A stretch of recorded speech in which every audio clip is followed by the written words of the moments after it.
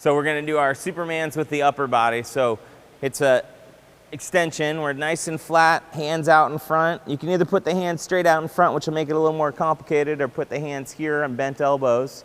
And you're just gonna keep your feet down in nice flat lower body position and lift the shoulders and get your chest off the ground. Not very high, but just open up and back down, but really trying to isolate those movements from the back. So let's do 10 regular Supermans just with the upper body. So feet stay down, legs tight and stretched and here, and then up and go. So you can do the hands bent like Kira's doing here, hands out, and just lift the upper body. Go. So trying to keep the feet down in this position, just lift from here and isolating those muscles. We're gonna go to our next exercise. It's a side plank. So we're gonna do it a couple of different ways.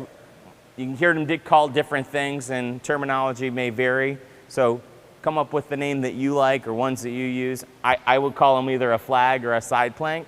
So we're actually gonna go on face one direction. So we're gonna have Kira face you and Bethany face you. So both of them are gonna do opposite sides here. I'm gonna have you go this way, face the wall for me first. So we're gonna put either our hand down, legs together, making a nice straight line with our body, keeping our hips in line so that we got that hollow straight position here. And we're gonna hold it for 30 seconds on one side, either on your palm or on your elbow, but body nice and straight. So facing this direction. Okay, and lift your hips up and make your body straight. So again, straight line in here, squeezed in tight, head neutral. You can see here, I'm doing that position, and then I'm gonna just straighten her out and get her hips a little more forward in there, and then hold it. So it's a static exercise. You're trying to hold and control, but as you see, there's that little bit of movement in the body as they're trying to adjust and trying to work those muscles to hold them in place. And relax. And then we're gonna go and we're gonna flip over and do the opposite side right after it, so that we work both sides together and evenly. A lot of times in sports like diving, you guys can go ahead.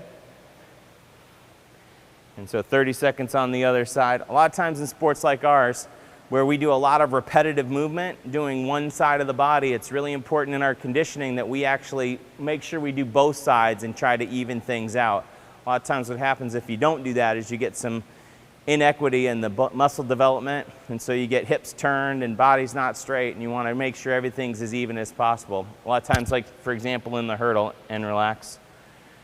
A lot of times in our hurdle we actually use our left leg as our drive leg or our right leg, and we always bring this leg up, and so during our conditioning we want to make sure we balance those things out, so we do some extra on the other side as well. All right, so we're going to do a lower body Superman. So this time we're going to plant those hands on the ground, keeping our chest down and flat, and we're just gonna use our lower back and our butt and our gluteus maximus there to lift the feet off and point your toes, just getting your legs off the ground, but trying to keep that upper body planted down here. So we're really trying to isolate just the lower half of the body and lift. So hands out. You can either do them straight out in front or actually here in this position. And then you want toes together, legs straight and tight, and just lift and get the feet off the ground so you can see with straight legs and nice tight, and extend. And we're going to do 10 of those as well.